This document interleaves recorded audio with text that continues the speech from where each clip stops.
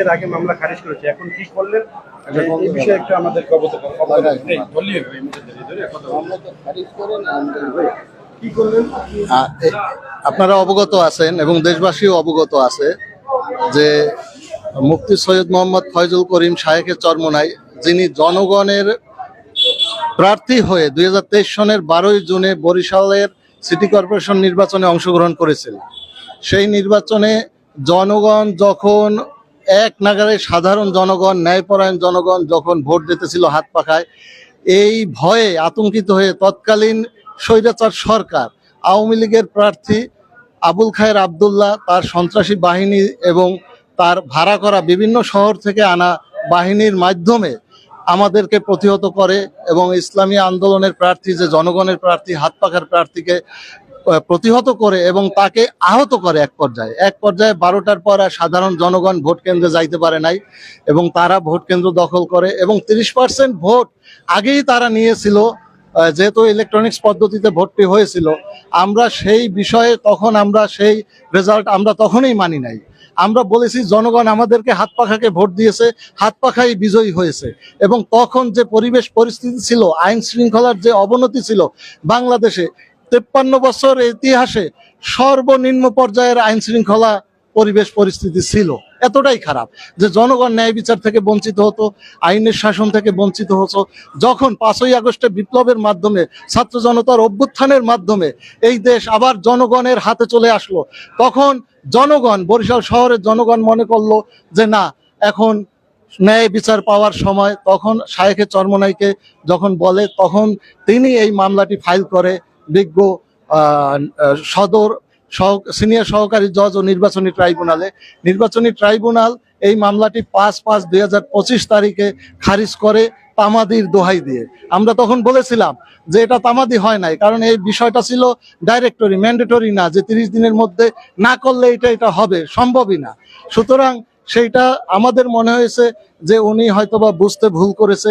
আমরা সংক্ষুব্ধ হয়ে আজকে বিজ্ঞ অতিরিক্ত জেলা ও দায়রা জজ প্রথম আদালত এবং নির্বাচনী আপিল ট্রাইব্যুনালে আমরা আজকে আপিল ফাইল করেছি এবং এটার শুনানির জন্য ডেট হবে আমাদেরকে অবগত করেছে।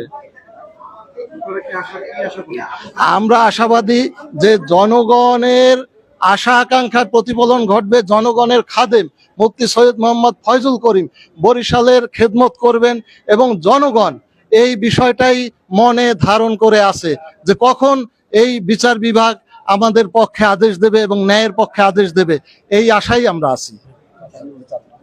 আমরা এর আগে দেখেছি আপনারা আসলে এর আগে মামলা করেছেন, মামলাটা খারিজ করেছে, অনেক আন্দোলন সংগ্রাম করেছেন। আসলে এখন তো আবার আপিল করলেন, আসলে কি আশা করেন? আমরা আশা করি যে এই বরিশালের জনগণের আশা আকাঙ্ক্ষার প্রতীক মুফতি সৈয়দ মোহাম্মদ ফয়জুল করিম, এই বরিশাল জেলা জজ কোর্ট থেকেই এই মামলার আমরা রায় পাব ইনশাআল্লাহ।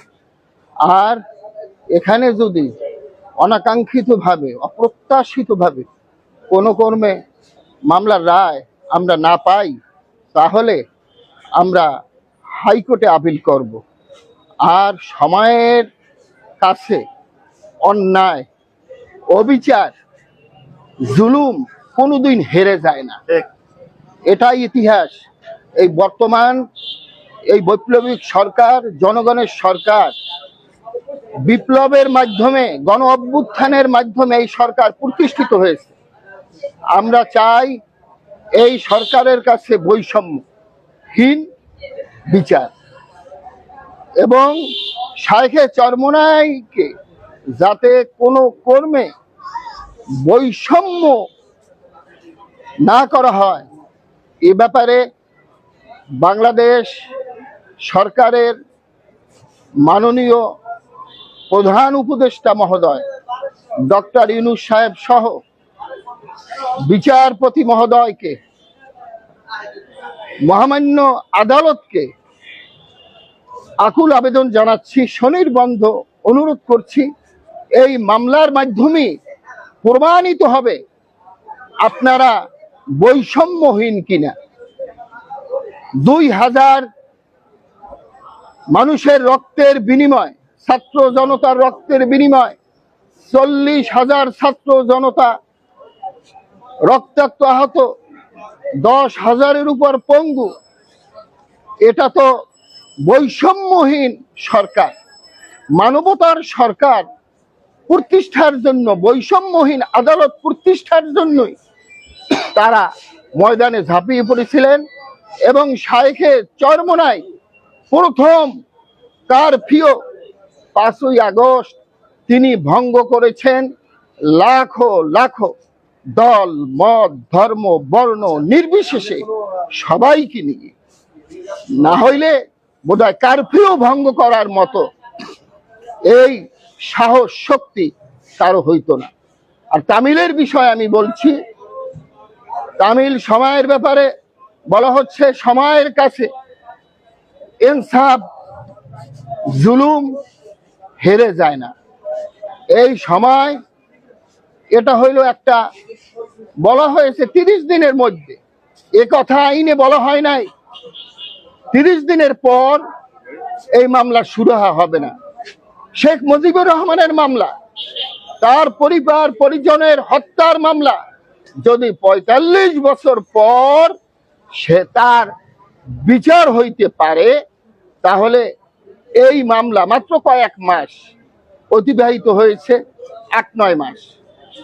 তখন ছিল বৈরী একটি প্রশাসন, একটা বৈরী সরকার, বিভৎস দানবীয় অপশক্তি ক্ষমতায় ছিল।